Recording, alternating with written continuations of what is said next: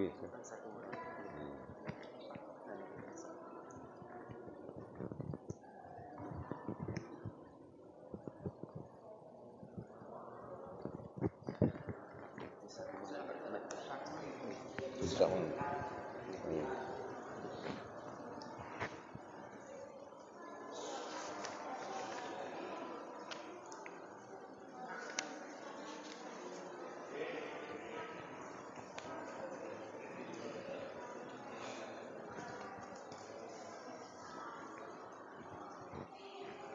Assalamualaikum warahmatullahi wabarakatuh.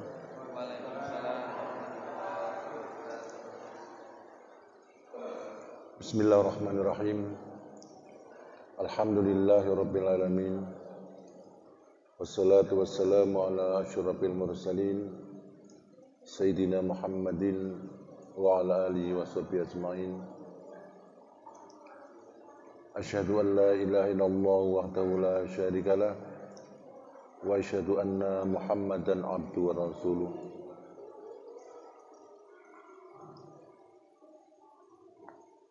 Qala Allah Ta'ala fi kitabil karim. A'udzu billahi minasy syaithanir rajim. Laqad kana lakum fi Rasulillahi uswatun hasanatun liman kana yarjullaha wal yawmal akhir wa dzakarallaha katsiran. Wa qala Rasulullah sallallahu alaihi wasallam bu'istu li utammima makarimal akhlaq. Sadaqallahul adzim wa sadaqa Rasulul karim. Amma ba'd. Para sesepuh, bini sepuh, bapak-bapak, ibu-ibu yang kami hormati, takmir Masjid Nurul Asri yang mudah-mudahan dapat tetap melaksanakan amanah untuk memakmurkan masjid ini. Adik-adik, anak-anakku sekalian, para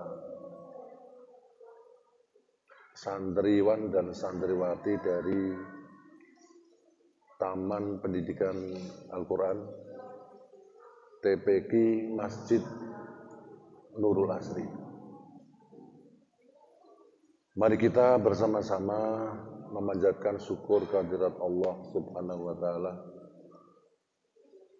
bahwa pada malam hari ini kita diberi kesehatan bisa bertemu untuk bersama-sama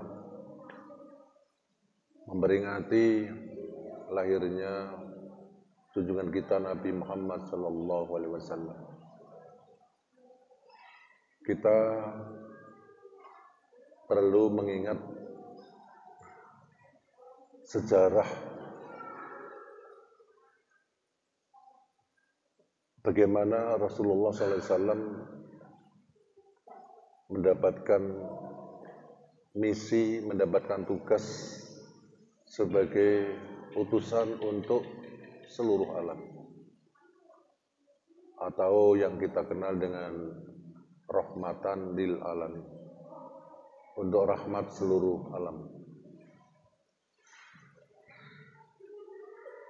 Rasulullah SAW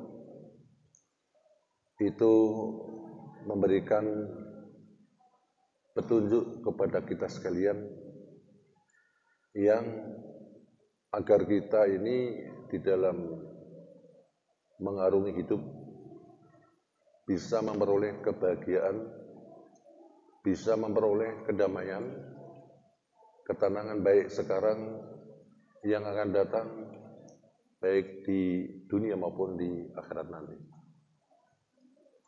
Bapak, Ibu, dan adik-adik sekalian,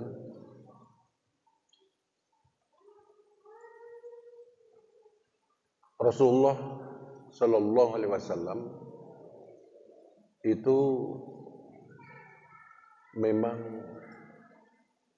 sejak kecil dilahirkan seperti yang kita sudah mengetahui di dalam sirah nabawiyah, di dalam sejarah Nabi, bahwa bagaimana beliau waktu anak-anak, waktu remaja, kemudian sampai kepada umur 37 tahun, di mana Allah Subhanahu wa Ta'ala memang sudah mengarahkan, menyiapkan beliau sebagai utusannya. Saat itulah beliau pada saat umur 37 tahun melaksanakan khalwah atau nyepi. Kalau bahasa kita barangkali nyepi. Ada yang mengatakan topo broto. Beliau itu di Jabal Nur, di Gunung Nur yang terletak di kota Makkah, kira-kira jaraknya sekitar 5 km dari Masjidil Haram. Di sanalah beliau pada waktu umur 37 tahun, bulan Ramadan, berangkat membawa perbekalan untuk 1 bulan. Termasuk bekal yang nantinya akan diberikan kepada orang-orang yang berada di sekitar Gunung Nur atau Jabal Nur itu, yang sifatnya adalah sedekah, pemberian sedekah. Beliau selama 1 bulan di sana. Kemudian begitu Ramadan berakhir, beliau kembali. Setelah itu pada Ramadan berikutnya, ketika beliau berumur 38 tahun, itu beliau juga berkhalwat lagi selama 1 bulan di Gua Hira, di Jabal Nur.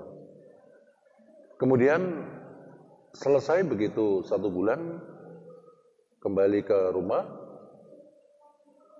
Rumah beliau ini dekat dengan Masjidil Haram, yang sekarang ini terletak di antara Bab Sa'i, Babus Salam itu ke arah utara, tidak jauh lah di situ, yang sekarang menjadi halaman masjid. Jadi antara kelahiran beliau dan Masjidil Haram, disitulah letak rumah beliau dengan Sayyidatina Khadijah radhiyallahu anha. Pada tahun yang ke-40-nya,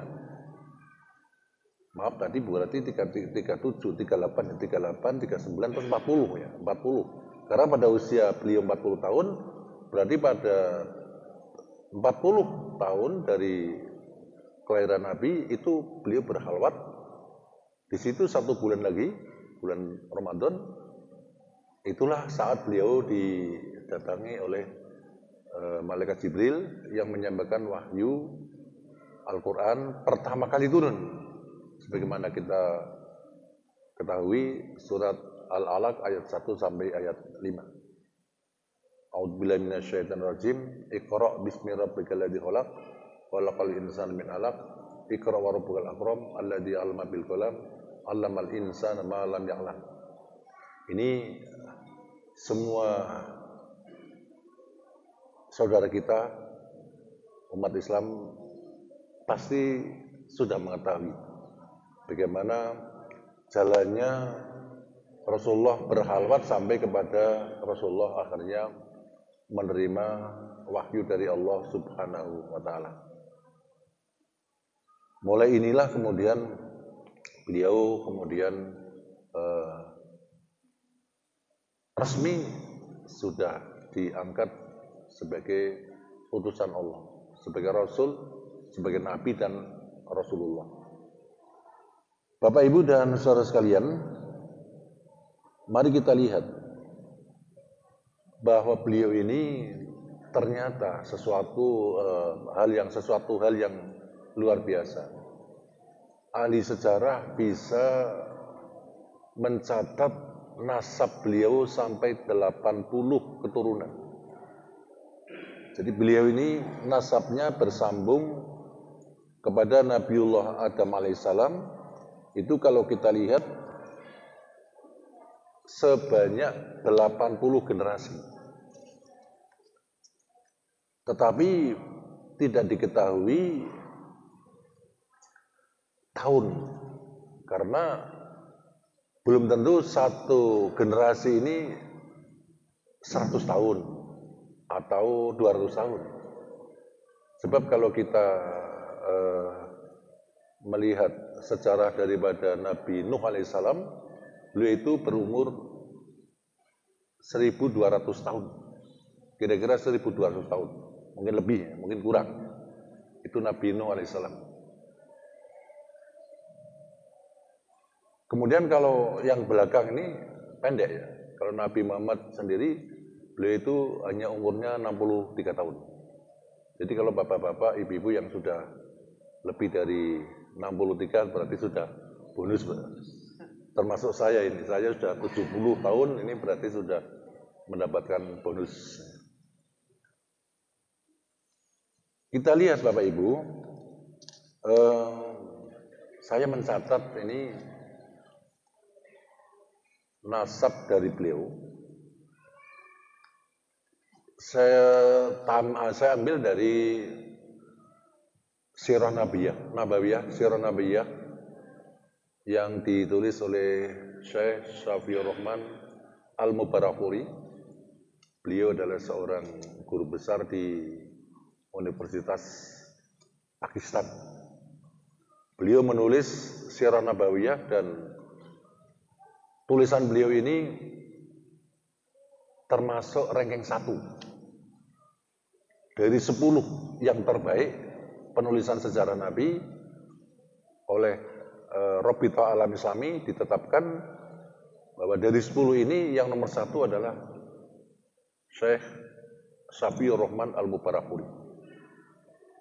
Beliau menulis di dalam bukunya bahwa Nabi Muhammad SAW itu adalah putra dari Abdullah bin Abdul Muttalib bin Hasim bin Abdul Manaf bin Qusay bin Kilab bin Murrah bin Ka'ab bin Lu'ay bin Ghalib bin Fikhr bin Malik bin Nadar bin Kinana bin Huzaimah bin Mudrikah bin Ilyas bin Mudar bin Nizar bin Ma'ad bin Adnan.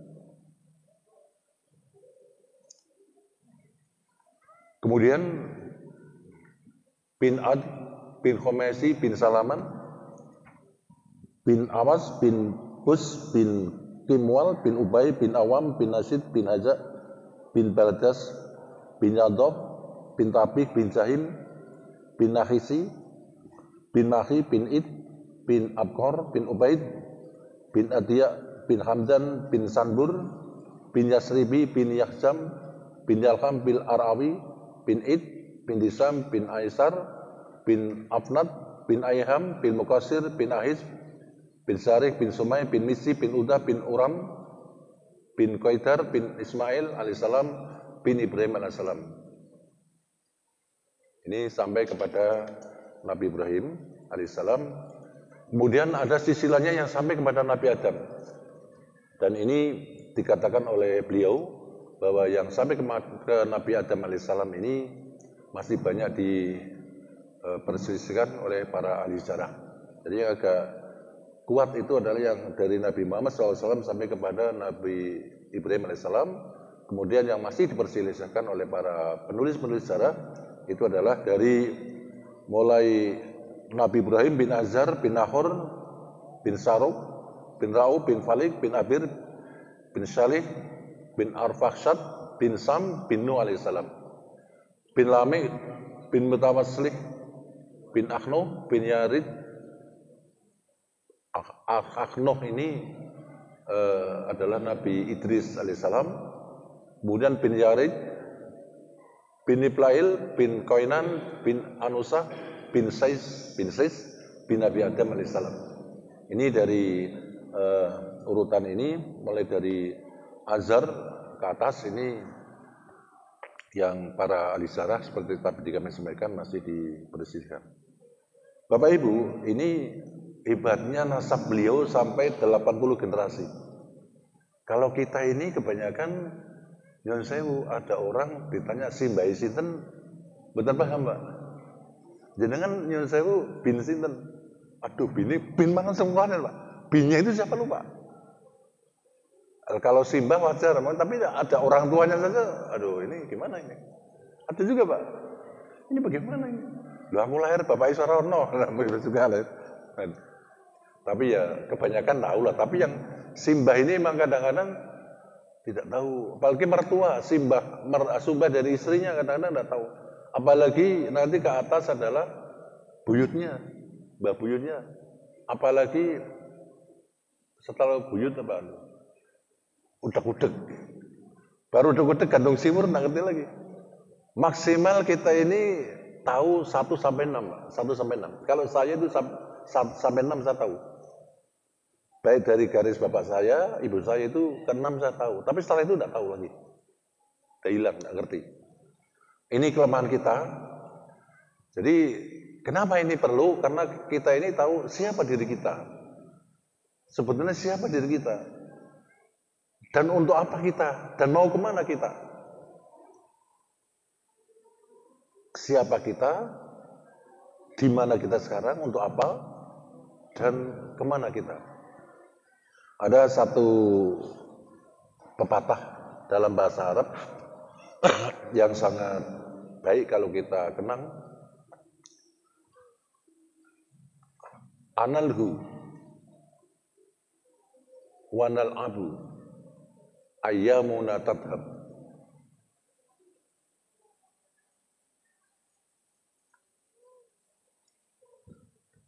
Apakah kita itu akan lupa mau kemana kita? Kenapa kita lupa dan kita bermain-main? Sedangkan hari itu akan tetap berjalan. Kenapa kita bermain-main padahal hari itu tetap berjalan? Wanal abu. Dan kita bermain-main. Wal mautu la yal abu. Sedangkan mati itu tidak bermain-main. Jadi nopo kok dolanan terus? Wong dino kuwi akan terus berjalan.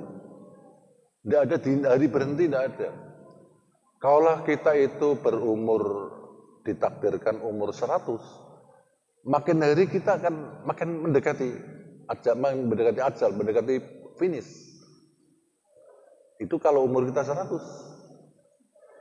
Kenapa kita main-main? Wong mati itu tidak ada yang main-main. Enten Bapak mati hidup lagi, mati hidup lagi, tidak ada kan? Tidak ada itu. Ini peringatan untuk kita. Jangan kita banyak main-main. Karena hari tetap berjalan dan mati itu tidak main-main. Itulah kita mengingatkan diri kita sendiri. Bapak Ibu, kemudian Rasulullah SAW dengan mendapat tugas menyampaikan risalah, menyampaikan Islam. Pertama adalah kepada keluarga dekat, kepada sahabat-sahabat, kepada komunitas satu kampung, RT, RW, terus sampai luas, sampai satu kota. Di dalam sejarah tercatat bahwa saat itu, begitu Rasulullah SAW menerima ayat berikutnya, surat Al-Muzammil, mulailah Rasulullah mengadakan dakwah secara tersembunyi-sembunyi. Pada saat itu masuklah mengikuti ajaran beliau. Pertama adalah dari Ibunda Khadijah, kemudian diikuti oleh Abu Bakar As-Siddiq. Ada seorang budak namanya Maula atau Maula ya, Maula itu budak ya, mantan budak namanya Zaid bin Harisah. Ini juga mengikuti Ali bin Abi Thalib, Abu Bakar As-Siddiq. Kemudian Abu Bakar ini berhasil mengajak sahabat-sahabatnya, Utsman bin Affan, Az-Zubair, Abdurrahman bin Auf, Sa'ad bin Abi Waqqas, Az-Zuhri, Thalhah bin Ubaidi. Ini ada 8 orang yang disebut di dalam istilah itu as-sabiqun al-awwalun. Garda depan, garda depan. Atau gelombang pertama orang-orang yang mengikuti Islam. Kemudian diteruskan oleh 12 orang berikutnya yang kemudian sampai saat itu oleh seorang penulis Ibnu Hisam itu disebutkan bahwa yang mengikuti Rasulullah pada saat itu ada berjumlah lebih dari 40 orang. Lebih dari 40 orang. Dan orang-orang ini yang disebut as-sabiqun al-awwalun itu mereka belajar kepada Rasulullah SAW di salah satu tempat, yakni di rumah Al-Arqam bin Abi Al-Arqam Al-Makhzumi. Ini rumahnya terletak di atas Bukit Sofa. Jadi kalau bapak-bapak, ibu-ibu yang pernah ke sana maupun mau ke sana itu bisa melihat bagaimana kondisi Bukit Sofa meskipun sekarang sudah tertutup di dalam lingkungan Masjid Al-Haram, bahkan sudah dilapis dengan kaca, hanya bisa dilihat. Itu 40 orang ini yang belajar di rumah Al-Arqam yang dikenal dengan Darul Arqam itu ternyata berhasil. Mereka berhasil dan menjadi orang-orang yang kaliber dunia, Pak. Kaliber dunia. Tidak main-main. Orang-orang ini menjadi hebat.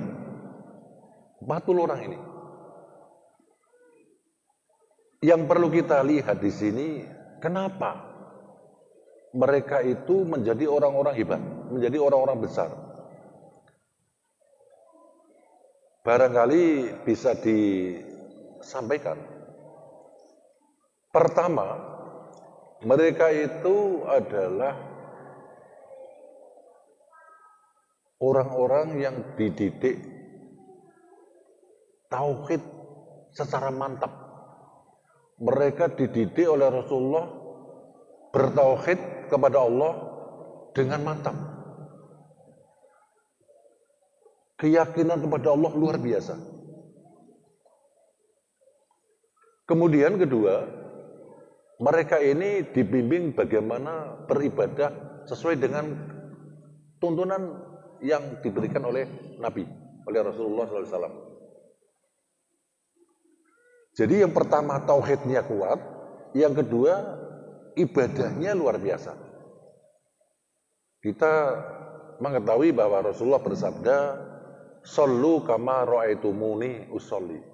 Salatlah kamu wahai umat Islam, wahai kaumku, sebagaimana kamu melihat aku ini sholat. Sebagaimana kamu mengetahui bagaimana ini aku sholat. Kalau dulu para sahabat masih melihat, tapi kita tidak melihat. Kita mengetahui dari apa yang disampaikan Nabi. Sholatlah kamu sebagaimana kamu itu mengetahui aku sholat. Caranya aku sholat. Dan ini ternyata menjadikan orang luar biasa. Maka Bapak Ibu dan saudara sekalian, mari kita coba. Kita laksanakan. Nyun sewu, selama ini kita ini sholatnya masih belum mantap. Kalau tauhid sudah mantap, keyakinan bahwa Allah itu satu, Allah Subhanahu wa Ta'ala itu hanya satu-satunya Tuhan yang berhak disembah, kita sudah mantap. Kita meningkatkan ibadahnya, menghambakan diri kepada Allah Dan ini pasti membawa hasil yang di luar apa yang kita duga. Bapak-bapak, ibu-ibu, Allah Subhanahu wa taala berfirman di dalam surat Al-A'raf ayat 96. A'udzubillahi minasyaitonir rajim. Walau anna 'alal qura amanu wattaqau lafatahna 'alaihim barakatim minas samai wal ard walakin kadzabu faqatnahum bima kanu yaksibun. Yang artinya, dan seandainya satu desa, satu kota, satu negara beriman dan bertakwa kepada Allah, pasti aku akan membukakan pintu barokah dari langit dan bumi. Tetapi kenyataannya manusia itu kadzabu, mendustakan, tidak mau semuanya beriman dan bertakwa. Maka Allah menimpakan, karena mendustakan inilah ditimpakan sesuai dengan kelakuan-kelakuan, perilaku-perilaku mereka itu mendapatkan balasan sesuai dengan perilakunya. Perilaku tidak beriman ya sudah dibalas dengan seperti itu. Ini kalau kita lihat ayat ini jaminan bapak-bapak. Nek ono wong sak desa iman takwa tegese melaksanakan perintah Allah. Apa tugas kita utama? Menghambakan kepada Allah. Bagaimana? Salat. Satu kampung salat semua, Pak. Pasti. Ini yang menjadi tugas kita bersama, bahwa kita itu harus menjaga bagaimana agar kita ini menjadi orang yang baik di dalam sholat. Rasulullah SAW memberikan arahan pada kita, man sholla lillahi arba'ina yauman yudtariku takbiratal ula kutiba lahu bara'atani bara'atum minan nari wa bara'atum minan nifaq. Rawahu Tirmidzi. Siapa orangnya yang sholat 40 hari tidak tertinggal, artinya mengetahui takbir pertama imamnya.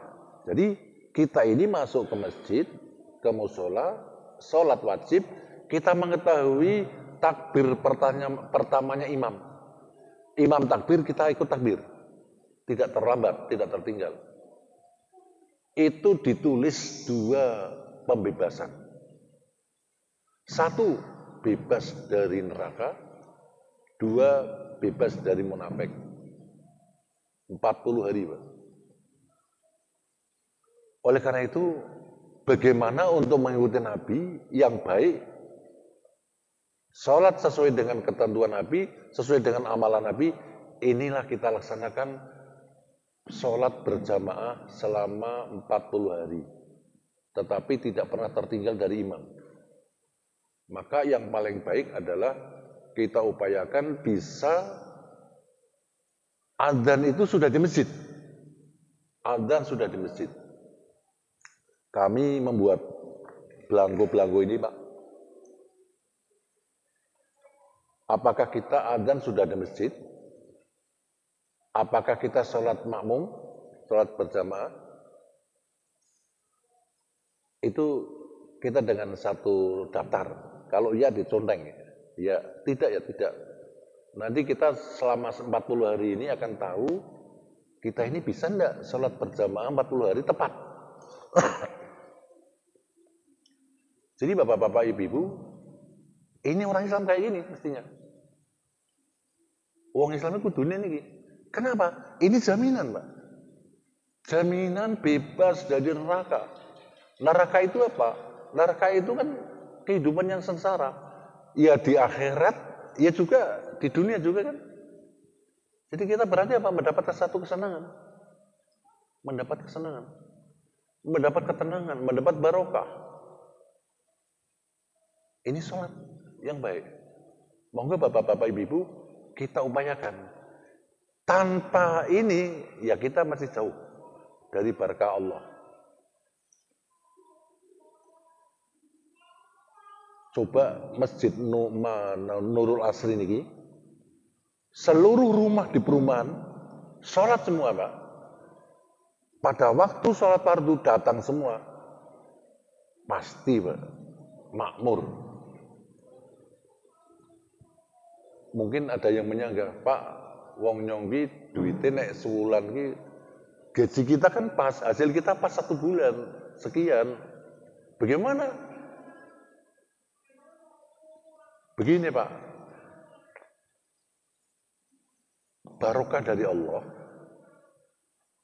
Ada orang misalnya satu berpenghasilan 1 bulan 2 juta, yang satu berpenghasilan 10 juta. Lahiriannya 10 dengan 2 juta akan banyak 10 juta. Gimana Pak? Bu, ya? Jadi kalau orang itu mendapat hasil 1 bulan itu 10 juta, itu akan lebih banyak daripada yang 2 juta. Tetapi kalau Allah memberikan kepada yang 2 juta, yang 10 juta ini ternyata membutuhkan obat. Yang 10 juta nompo membutuhkan obat entek duite. Penyakit orang mari. Iya Pak. 2 juta tidak sakit. Diberi tidak sakit. Mumet pilek meriang tumbas ke tablet biasa sembuh. Bahkan minum daun kelor sehat sembuh. Minum cukup, makan telur sembuh, sehat. Ini berkah. Ini amalan ini membawa berkah. Membawa berkah. Memang abot Pak, berat sekali ini. Yang namanya ini berat. Karena apa? Harus butuh latihan. Jadi kalau orang mau naik sepeda dari Kalimojosari sampai Ndoro, Kalimojosari sampai Ndoro itu kan 2 kilo. Tidak pernah naik sepeda, dicoba naik sepeda, saya yakin itu tidak akan kuat. Naik. Sininya itu pada lelah semua, merongkol. Orang tahun Pak Pit 2 kilo manjat pisan, sikile lemes. Ibu-ibu tidak pernah jalan dari sini ke pasar Ndoro aja udah mopo. Berhenti di tengah jalan, ngempos lagi. Pripun Bu? Lempoh. Sikil pegal kabeh. Karena baru pertama, tapi ini sudah dilaksanakan. Latihan terus. Dia pagi dicoba dari sini ke pasar jalan terus. Tidak apa-apa, enak. Sama sebab sholat ini, kalau belum terlatih, rasanya abot. Zuhur jamaah, asar tidak, maghrib jamaah, isya tidak, subuhnya gimana? Tidak lagi. Nah ini berat. Tapi kalau sudah dilatih, saya yakin enak. Bahkan merasa menyesal kalau tidak sholat berjamaah. Inilah kelemahan kita yang perlu saya kira kita berlatih untuk sholat jamaah. Maka kami menyarankan sangat baik kalau misalnya di masjid ini bisa dilaksanakan pelatihan sholat full 5 waktu. Lengkap, tidak hanya wajib tetapi dengan sunnah-sunnahnya. Bahkan sampai kita kalau bisa menjaga sholat 40 rakaat. Bapak-bapak ibu silahkan. Kalau nanti belum latihan, silahkan dilatih dulu di rumah. Sholat sunnah itu jumlahnya ada 20. Kalau 40 dikurangi 17 itu berapa Pak? 23. Itu ada 23 yang mendampingi sholat kita, sholat wajib itu namanya rawatib. Itu ada 12 sebelum zuhur 4, 2 kali 2, setelah duhur 2, setelah maghrib 2, setelah isya 2, sebelum subuh 2, 12. Ditambah sholat malamnya itu 11. Plus witir, 11 plus witir. Maka menjadi 40. Itu Bapak Ibu bisa melaksanakan 40 ini 40 hari. Coba rasakan. Coba dirasakan. Apa yang menjadi hajat, yang menjadi kebutuhan Bapak Ibu pasti dipenuhi. Pasti dipenuhi. Kemarin ada teman itu saya sarankan, enteng Pak, enteng, iya enteng, sekali 2 hari, bukan enteng, itu 40 hari loh, 40 hari, sehari 2 hari, enteng nih, paling makan waktu berapa, tapi dicoba, kita laksanakan selama 40 hari, itu Bapak Ibu, monggo, ini sangat luar biasa, apa? Kalau kita menjaga sholat, kita menjaga perintah Allah, kita akan dijaga. Dijaga. Hidup kita akan dijaga. Kebutuhan kita akan dijaga. Maka salah satu jalan bagaimana untuk meningkatkan kesejahteraan masyarakat. Bagaimana untuk meningkatkan taraf hidup masyarakat. Memberikan kemakmuran kepada masyarakat. Jalan yang paling baik itu adalah melewati sholat. Kan masjid sudah ada. Ini belum nanti Al-Quran ya. Yang dibawa Rasul itu kan Al-Quran. Jadi Bapak Ibu, sholat ini bukan merupakan beban. Sholat ini bukan merupakan sesuatu yang berat. Tetapi sholat ini justru menyelesaikan masalah. Jadi sholat kuwi ngerampungke masalah. Bapak Ibu setiap hari mungkin punya masalah, tidak berbeda-beda. Ini benar Pak? Kan berbeda. Masalah berbeda. Orang itu masalahnya kan berbeda. Jangankan orang lain di luar rumah, satu rumah pun masalahnya tidak sama. Bagaimana cara menyelesaikan masalah? Selesaikan kepada yang tidak punya masalah. Saya kemarin menyampaikan nek Pegadian itu ada tulisan di Pegadian itu menyelesaikan masalah tanpa masalah. Betul enggak? menyelesaikan masalah tanpa masalah. Coba kalau diruntut terus, betul enggak itu? Apa enggak ada masalah lagi? Ada Pak masalah Pak? Nyauri Pak. Ada nyaurnya kemarin. Ini menyelesaikan masalah tanpa masalah. Karena apa? Yang kita mohon penyelesaian adalah yang tidak bermasalah. Siapa? Allah. Allah tidak punya masalah. Kalau saya punya masalah, saya menyampaikan masalah kepada Pak Huda. Pak Huda tolong selesaikan masalah. Sayanya bermasalah, Pak Huda juga mungkin punya masalah. Iya Pak? Iya Pak? Semua makhluk itu punya masalah. Bahkan manusia itu saking bingungnya, tidak tahunya, minta penyelesaian masalah kepada makhluk lain, kepada jin. Iya Pak? Ada di dalam surat jin disebut wa anahu kana rijalum minal insi ya'uduna birijalim minal jinni fazaduhum rahaqa. Dan bahwasanya ada orang manusia, orang laki-laki artinya manusia, kok minta perlindungan kepada jin. Padahal kalau dia minta kepada jin, itu jinnya itu sesat. Dia tambah sesat juga. Menjadi sesat. Berarti ada manusia yang saking tidak taunya minta perlindungan kepada jin. Kan banyak. Itu disebut dalam Al-Quran. Jin itu punya masalah. Tidak bisa menyelesaikan masalah. Dia sendiri punya masalah. Dia makhluk Allah. Ada yang jahat, ada yang baik juga. Lah yang diminta masalah jin yang tidak baik. Biasanya yang suka-suka itu kan jin-jin yang tidak baik itu akhirnya menjadikan masalah juga, menjadi kita bertambah sesat. Jadi itu Bapak Ibu, kalau kita sholat, itu berarti kita menyelesaikan masalah. Dan masjid ini adalah sebagai tempat solusi. Ini, mari kita jadikan masjid sebagai tempat penyelesaian masalah. Jadi masjid sebagai tempat penyelesaian masalah. Apa? Bapak sholat di masjid. Itu Pak, dicoba. Ini konsep-konsep ini yang luar biasa Pak. Cuma nyuwun sewu, banyak orang-orang tidak mau melaksanakan ini. Bagaimana caranya? Kita harus banyak berlatih.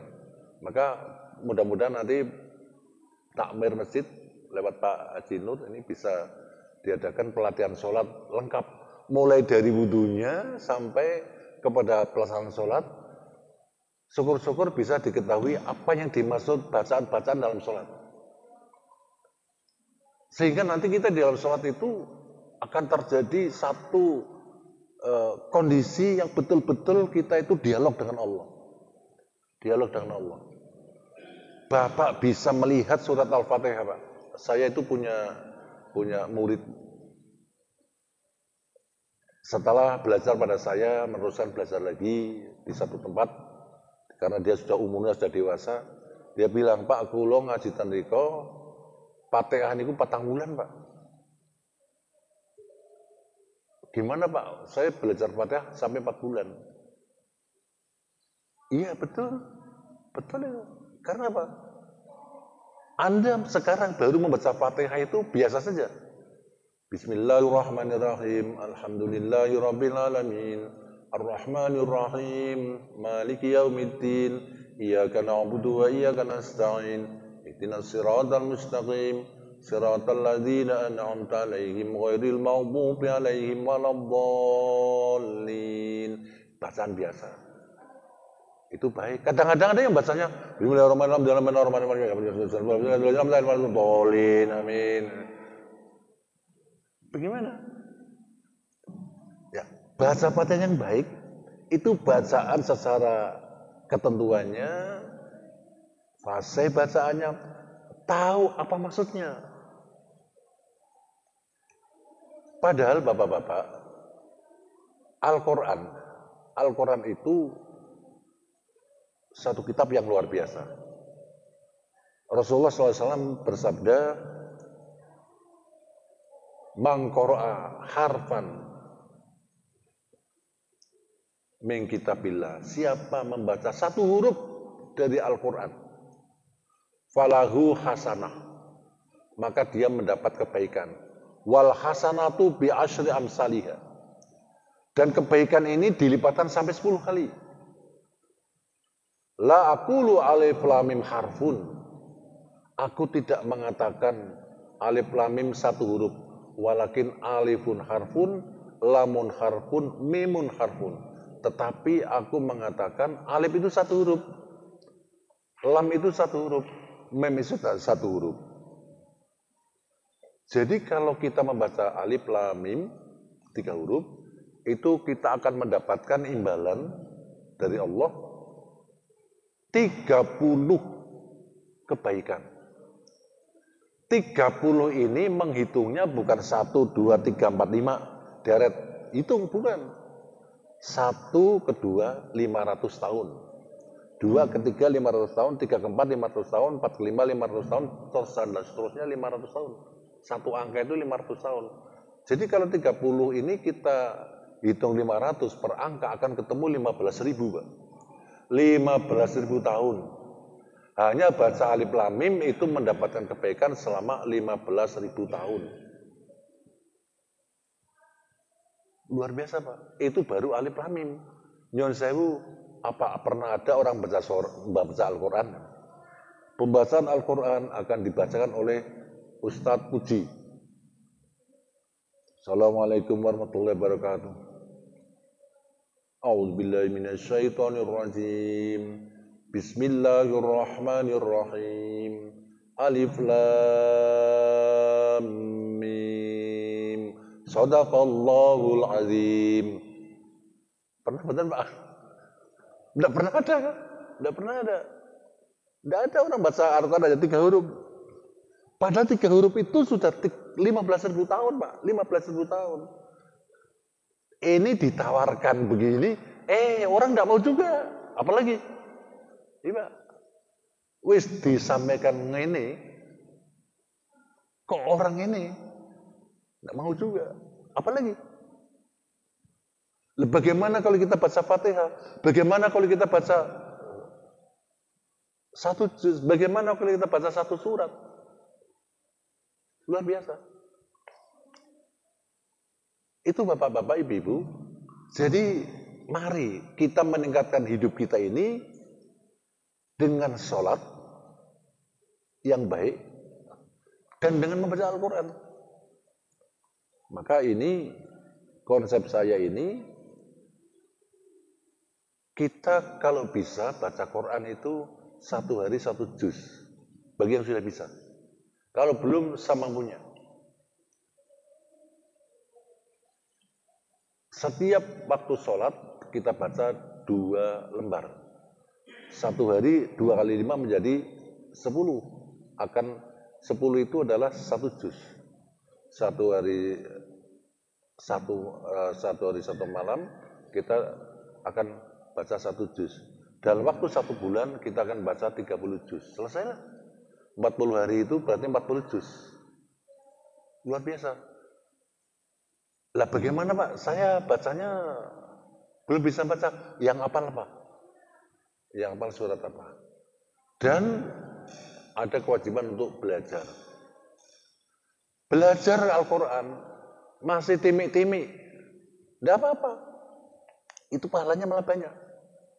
Orang yang susah membaca Quran mendapatkan 2 pahala. Maka pahalanya lebih banyak Pak. 2 pahala. Pahalanya lebih banyak.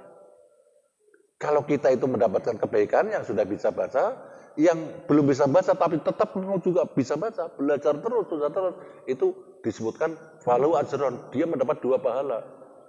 Loh, berapa pahalanya? Allah yang tahu. Luar biasa. Apalagi orang yang mau menghafalkannya, Pak. Wah, luar biasa. Orang yang mau menghafalkannya. Ini adik yang baca tadi itu saya tanya sudah hafal 1 juz. Kelas 1 mungkin ya, kelas 1. Pak ya? Kelas 1 ya? Kelas 1. Ini karena saya juga mengajar anak-anak untuk Al-Quran dan kami membuka kelas khusus Pak, kelas tahfidz. Kalau ada putra-putri Bapak yang mau belajar tahfidz Quran silakan, kami terima di tempat kami bisa. Jangan putra-putri, remaja pun saya terima untuk tahfidz Quran. Mulai dari 1 juz, ya, 2 juz, 3 juz. Ini kebetulan ada juga yang mereka itu yang rajin ya. Itu anak-anak kemarin kelas SD, ya, madrasah kelas 4 ini khatam 1 juz menghafal. 1 juz. Ini terlambat, tetapi lebih baik terlambat melaksanakan daripada terlambat tidak. Kemarin saya baru menyelesaikan ini kelas 6 putri khatam 1 juz. Yang khatam 1 juz saya beri ke Al-Quran 1. Al-Quran untuk khusus untuk menghafal. Ini untuk hafalan. Sudah selesai 1 juz 30, saya minta kamu juz 29. Kalau juz 29 sudah, kamu juz 28. Setelah itu, Anda dari depan, mulai dari surat Al-Baqarah. Itu ada yang sudah 3 juz, ada yang malah ini ada pertama belajar di tempat kami itu kira-kira 2 juz setengah. Meneruskan belajar di pondok sudah 7 juz. Tadi anaknya ke tempat kami, saya tanya, kamu kok pulang di pondok? Dia sudah lulus SMA di pondok dan dia itu mengabdi untuk ngajar di pondok. Dia jawab, Pak, saya harus ngurus SKCK. Untuk apa? Saya ini mau meneruskan belajar, mudah-mudahan bisa masuk ke Universitas Madinah. Di Madinah. Ini orang Doro, Pak. Orang Doro. Ya mudah-mudahan Anda mudah-mudahan bisa masuk ke Universitas di Madinah Al-Munawwarah. Kalau kamu sudah belajar di sana, luar biasa. Bisa belajar kepada guru-guru yang fasih berbahasa Arab dan fasih di dalam baca Al-Quran, dan Anda sekaligus bisa melaksanakan ibadah di sana, ibadah haji, ibadah umroh, enak. Ini orang dorong. Ya mudah-mudahan berhasil. Ini masih diurus surat-suratnya untuk nanti akan kirim lewat online untuk mendaftar di Universitas Madinah. Informasinya ada 4 anak ini, 4 orang yang mau belajar di sana. Saya pesan Anda tetap di sana, tingkatkan di dalam tahfidz Al-Quran ini. Ini saya tawarkan ini Pak, tapi ya itu nyuwun sewu. Susah yang mau. Saya pernah diminta oleh teman, ditanya ini, Pak sampean kok di WA enggak pernah baca WA, kenapa? Saya itu takut. Kalau saya banyak buka WA, satu hari saya buka WA dan membalas WA misalnya ada 30 atau 100 lah. Nanti saya akan ditanya, kamu buka WA, nulis WA 100 kali, berapa ayat yang kamu baca? Itu Pak, berapa ayat yang kamu baca? Anda buka HP sampai 3 jam, berapa jam buka Quran? Loh, kita ditanya Pak. Karena semua apa yang kita kerjakan pasti ditanya. Qul innal mauta alladzi tafirruna minhu fa innahu mulaqikum summa turadduna ila alimil ghaibi wasyahadah wa yunabbiukum bima kuntum ta'malun. Katakan wahai Rasul, sesungguhnya mati yang kamu semua lari daripada mati itu, tapi mati itu benar-benar akan menjemput kamu.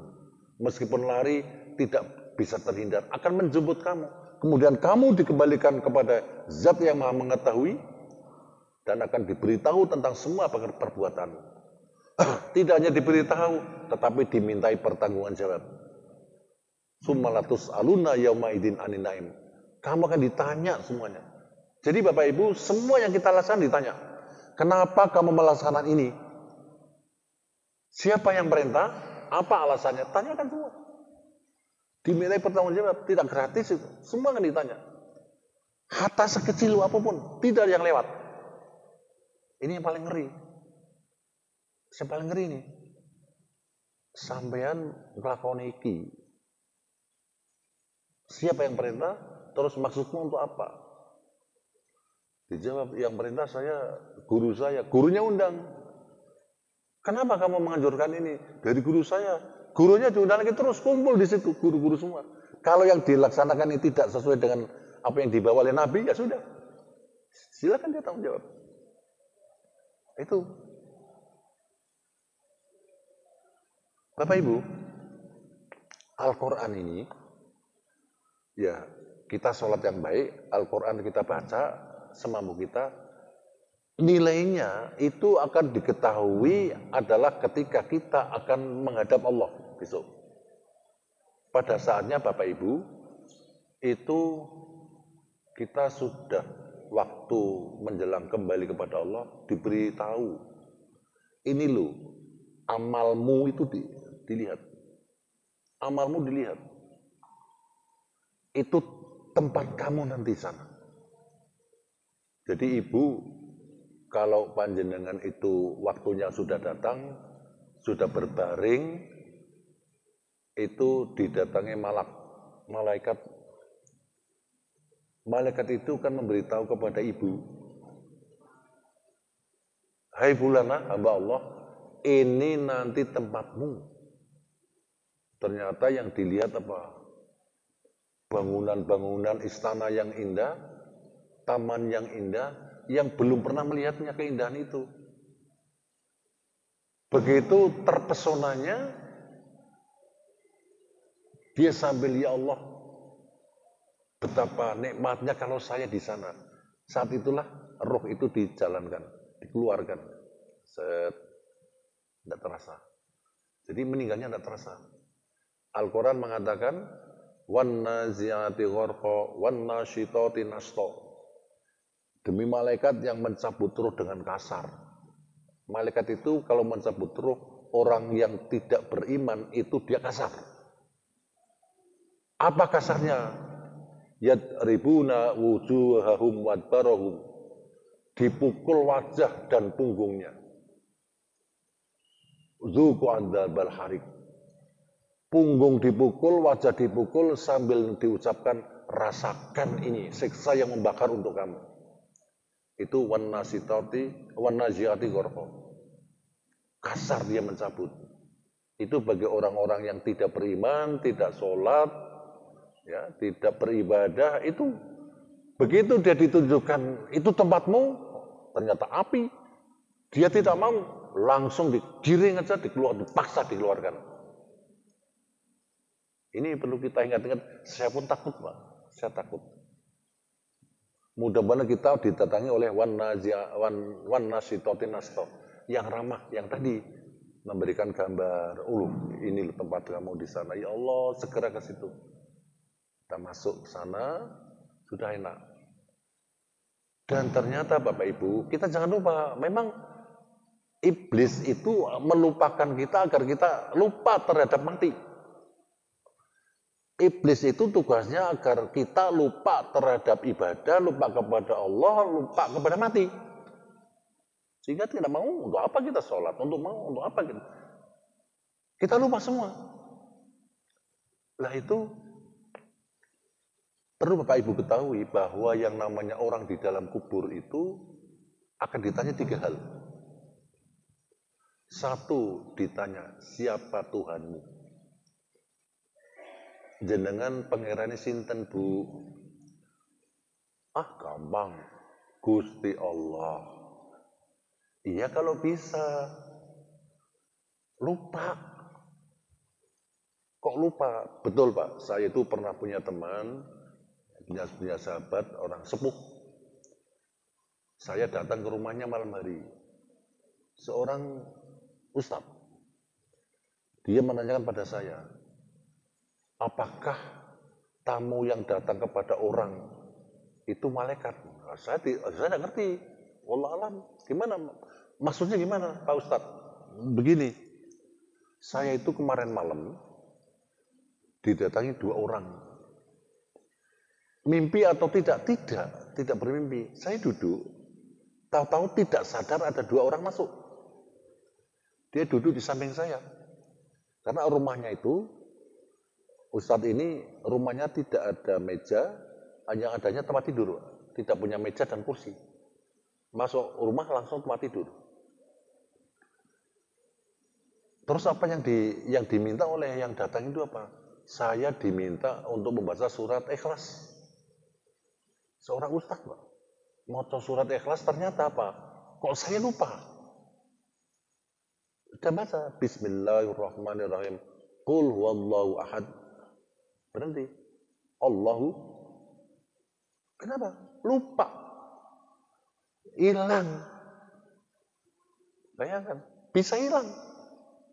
Apa itu malaikat? Saya tidak ngerti juga. Allah alam. Jadi ternyata berat sekali untuk mengingat-ingat jawaban itu, berat sekali. Kalau kita tidak membiasakan mengucap Allah, itu akan susah. Maka biasakan mengucap Allah di mana? Ya kita sholat itu kan mengucapkan Allah. Gerakan-gerakan dengan takbir. Allahu Akbar, Allahu Akbar. Insya Allah itu kita bisa. Jadi apa yang kita laksanakan ini memperkuat kita untuk menjawab apa yang ditanyakan. Kita kuat dengan ingatan kita, iman kita akan bisa menjawab. Bapak Ibu kalau sudah bisa menjawab Allahu Rabbi, Allah Tuhanku. Itu ada suara. Sodako abdi, benar hambaku ini. Benar, jawabannya dia benar. Ditanya kedua, apa agamamu? Madinuka. Si mayit ini akan menjawab, Al-Islamu dini. Islam adalah agamaku. Karena dia melaksanakan Islam, dia bisa jawab. Kalau tidak melaksanakan Islam, ya mana mungkin bisa.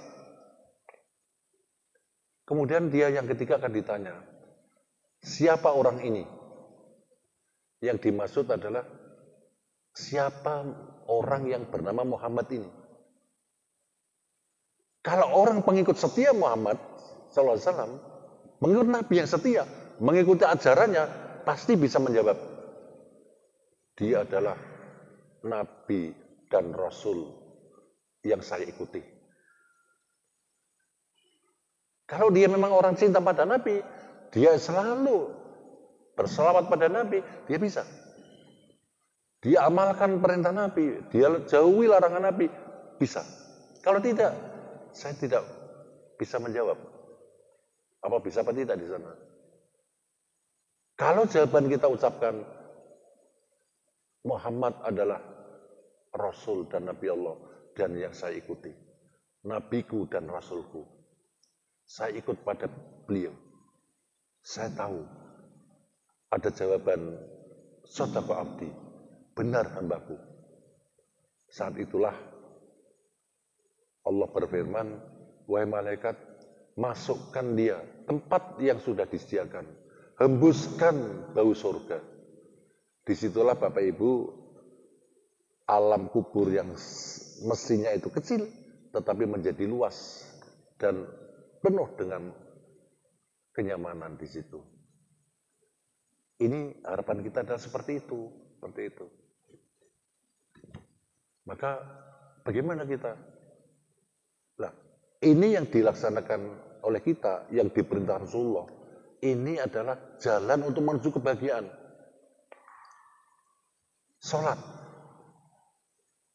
Itu bahkan Rasulullah bersabda, siapa yang sholat wajib, Bapak Ibu makmum tadi sudah. Kemudian setelah sholat baca doa. Apa? Baca wirid yang biasa kita laksanakan. Membaca ayat kursi. Setelah sholat kita baca ayat kursi, kita baca surat ikhlas. Kita membaca tasbih 33 kali. Tahmid 33 kali. Takbir 33 kali. Kan kalimatnya kan biasa kita baca subhanallah, subhanallah, subhanallah 33 kali. Alhamdulillah, alhamdulillah 33 kali. Allahu Akbar 33 kali. Itu apa sabda Rasulullah? Siapa yang setelah sholat membaca ini, dosanya diampuni dan dia masuk surga. Tetapi sayang belum bisa, masih ada penghalang. Jadi kalau kita, Bapak Ibu nyuwun sewu panjenengan sholat berjamaah, selesai kemudian baca wirid tadi, tasbih, tahmid, takbir, 33, baca ayat kursi, Allahu la ilaha illallal hayyul qayyum sampai rampung, itu diampuni dosanya dan akan masuk surga. Tapi saat ini belum bisa masuk surga karena masih ada penghalang. Ono sing ngalangi. Apa itu? Mati. Bapak Ibu belum mati, belum bisa masuk. Tapi kalau saat itu baru sholat seperti itu, setelah selesai sholat, mati, langsung masuk surga. Tinggal pilih, mau mati itu surga sekarang atau besok kan, tinggal pilih kita. Biasanya ibu-ibu itu, saya tanya, Bu, pengen surga, pengen Pak, sekarang apa besok? Ya besok Pak, jangan sekarang. Padahal itu jalannya enak itu. Jalannya sudah ada. Enak Bu, itu jaminan Bu. Jadi kita melaksanakan sholat, seperti itu, surga. Tapi orang tidak semuanya mau, Pak. Tidak semuanya mau. Coba Bapak diundang 24 jam. Kalimat adzan itu dikumandangkan 24 jam tidak berhenti di alam ini. Dari mulai timur sampai barat. Jadi orang adzan itu suaranya tidak berhenti di dunia ini 24 jam. Sambung menyambung. Allahu Akbar, Allahu Akbar. Sana terus, ngulon terus. Allahu Akbar, terus sampai ke barat. Sana sambung, sana lagi, terus. Putar lagi. Bolak-balik, bolak-balik. 24 jam. Namanya adzan. Adzan itu jamak dari kata-kata apa namanya? Adzan itu telinga ya. Adzan itu artinya telinga, udun. Telinga. Jadi itu banyak didengar oleh telinga. 24 jam tidak berhenti Pak adzan itu. Itu luar biasa. Kenapa kita diundang tidak mau? Bukankah kita orang beriman? Nah, itu bahasan seperti itu. Kita diundang.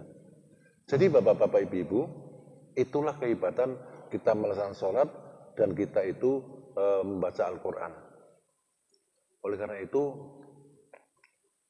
ada satu hal yang menarik yang perlu kita ingat. bahwa kalau bapak ibu itu mengikuti apa yang diperintahkan Nabi, Rasulullah bersabda, Bismillahirrahmanirrahim, Iqra'ul Quran, fa innahu ya'ti yaumal qiyamati syafi'an li ashabi. Bacalah Quran karena sesungguhnya Quran ini pada hari kiamat akan menolong, akan memberikan syafaat kepada siapa? Pembaca, sahabatnya, kepada sahabatnya, li ashabi, sahabatnya. Sahabat Quran itu siapa?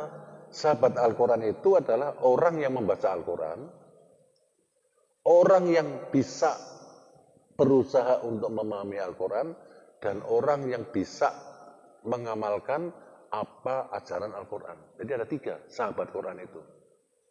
1 membaca, kelas kedua itu bisa memahami, yang ketiga bisa mengamalkan. Meskipun tidak semuanya. Ya 1 ayat dibaca, dipahami, diamalkan. Itulah yang namanya sahabat Quran, dekat dengan Quran. Dan Quran ini akan ngawal Bapak Ibu sampai ke surga. Seorang ulama yang namanya Ibnu Mundir itu menjelaskan bahwa seseorang yang sahabat Quran, begitu dia mati, saat dikafani, itu sudah ada orang yang nunggu.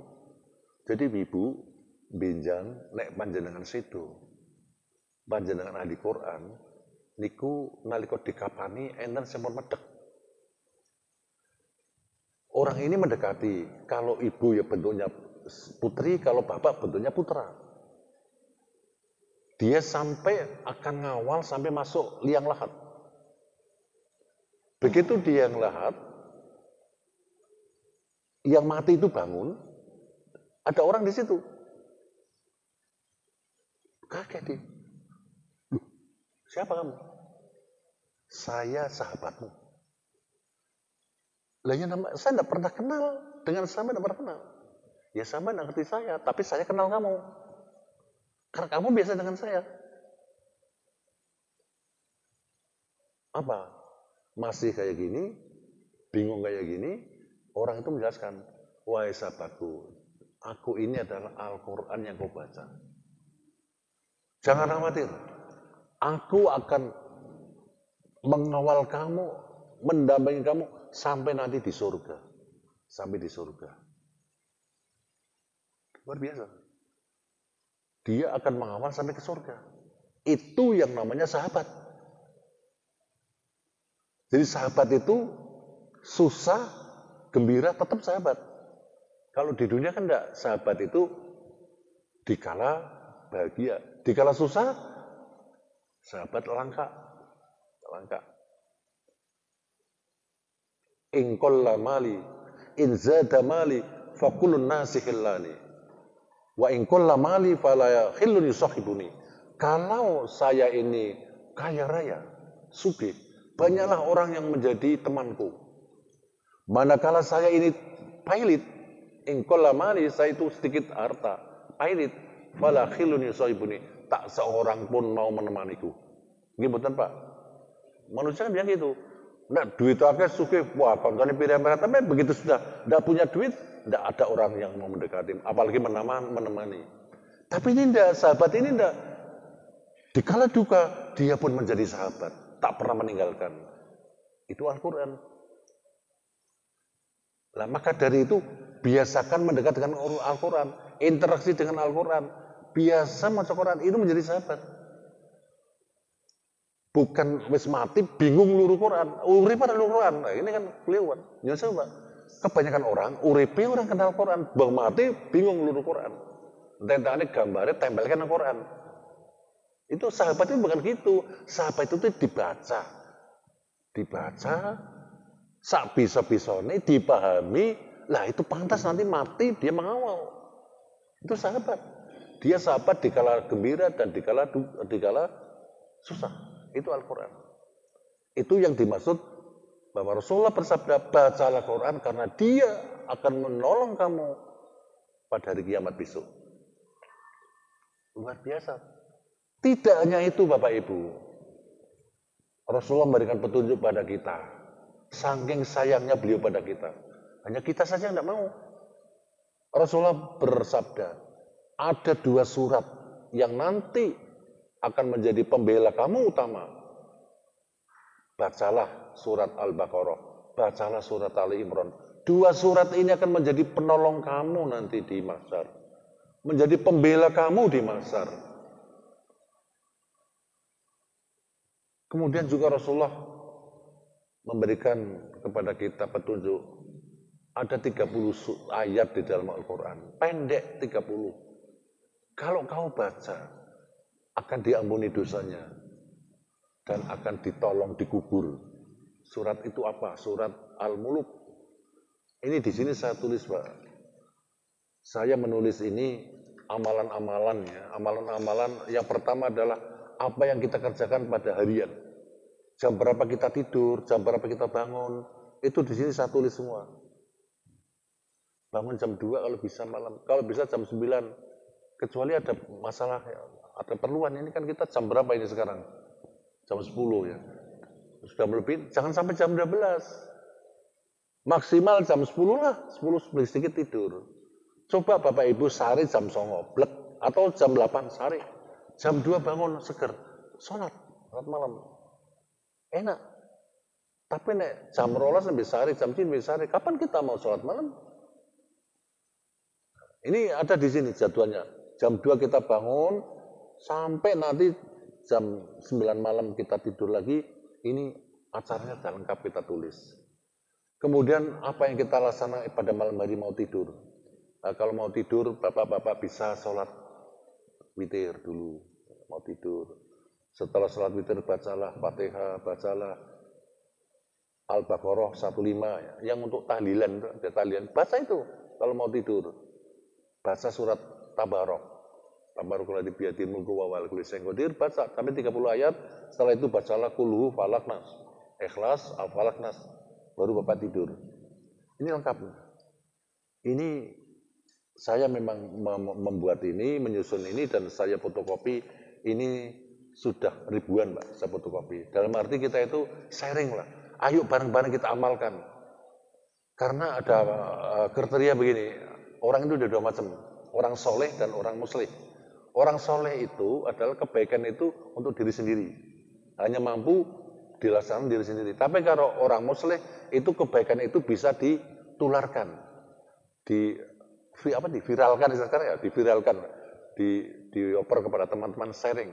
Ini tolong, ini baik, ini ayo bareng-bareng melaksanakan. Ini barangkali ini kalau kita bisa membagi ini, melaksanakan ini, ya ini insya Allah. Ada juga ibadah-ibadah yang ringan tapi luar biasa. Ada ibadah syuruk. Ini Bapak Ibu tolong biasakan ibadah syuruk. Pahalanya sama dengan pahala haji dan umroh, Pak. Sekali beribadah sama dengan Bapak ibadah haji dan ibadah umroh. Pahalanya. Loh, kalau begitu enggak usah haji, enggak umroh. Enggak, ini pahalanya. Amalnya tetap.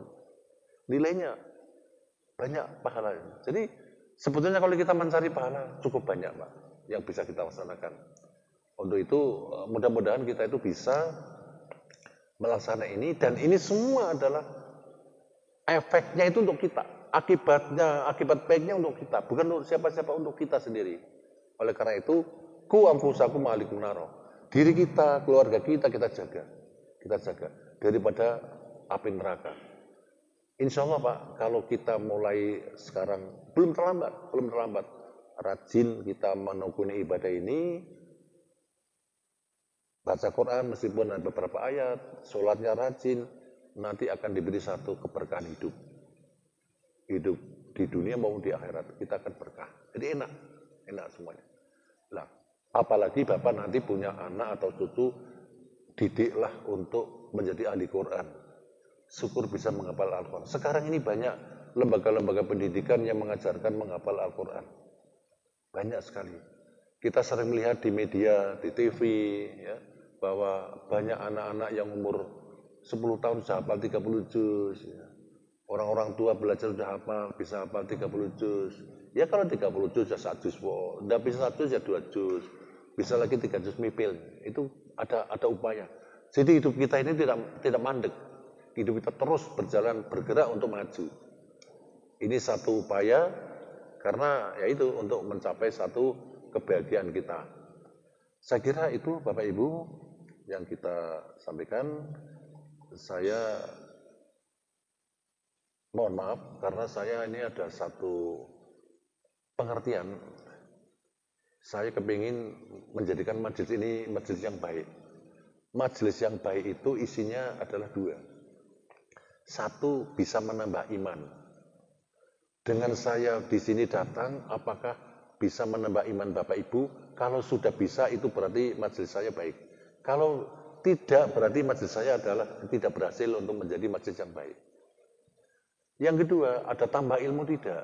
Kalau di sini saya hadir di sini menyampaikan ini tidak menambah ilmu, berarti saya tidak menjadi memberikan majelis yang baik. Harus ada ilmu yang bertambah. Dan tolong kalau saya menyampaikan misalnya hal-hal yang menyimpang, saya mencela orang, saya sampai menghasut orang, tinggalkan saja Pak. Jadi saya setiap majelis itu kalau saya bicara menggunjing orang, saya bicara merendahkan orang, tolong tinggal saja. Wajib untuk ditinggalkan. Ya. Berarti itu salah yang saya sampaikan. Tapi nyuwun sewu yang saya sampaikan dari awal sampai sini, apakah Bapak Ibu mencerna ada sesuatu yang menghina orang, menghasut orang, menjelekkan orang? Tidak ada ini. Apa ada pada ini Pak? Mas Puji ada enggak? Enggak ya, enggak ada ya. Alhamdulillah. Kalau ada, jangan berangkat aja pulang, tinggalkan aja. Kan tidak ada ilmu Al-Quran maupun Sunnah Nabi, ilmu yang mengajarkan ngenyek uang tidak ada Pak. Menghina orang tidak ada, menyalahkan, menjelaskan orang tidak ada. Semuanya untuk baik.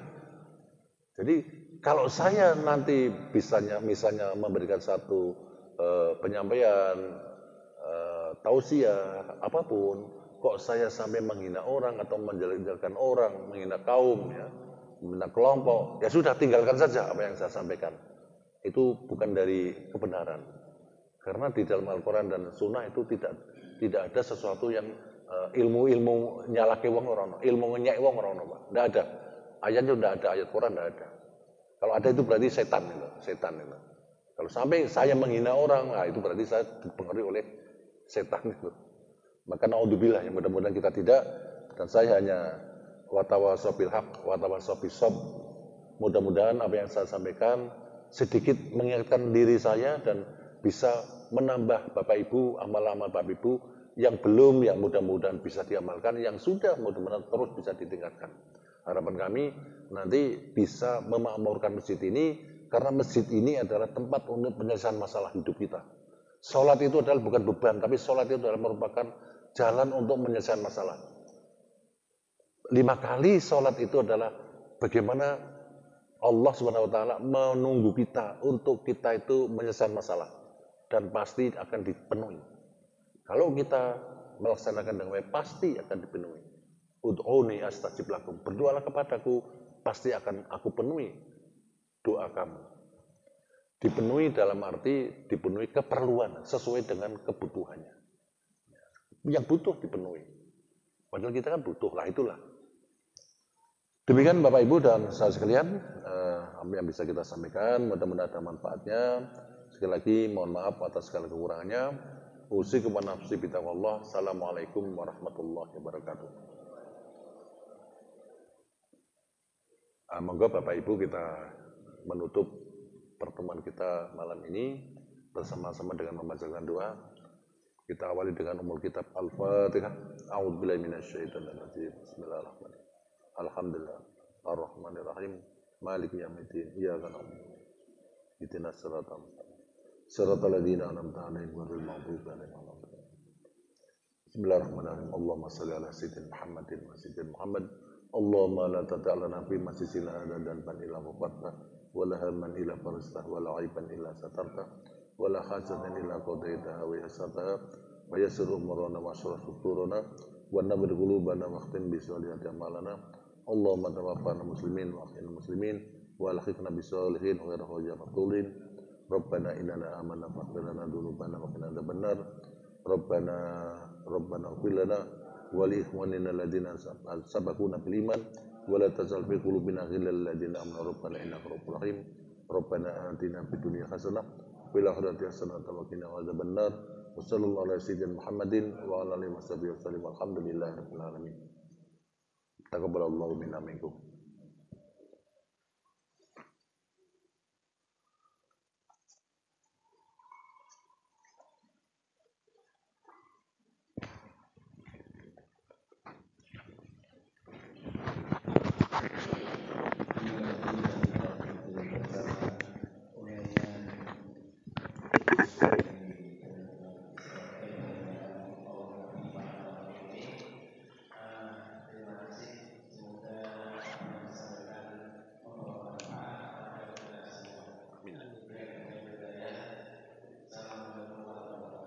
Waalaikumsalam.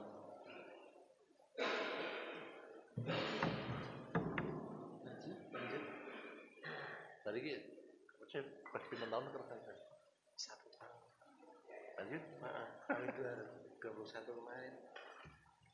Dari 2021 saya sudah masih. Oh, mulainya? Oh, umur 2 tahun. Ini tahun. Oh, 2 tahun dua ya. Ayo Pak Pasir, ayo. Alhamdulillah. Di rumah kan istri bikin snack, senang-senang, jadi saya bisa pulang. Betul ya. Jadi ada aktivitas lah di rumah.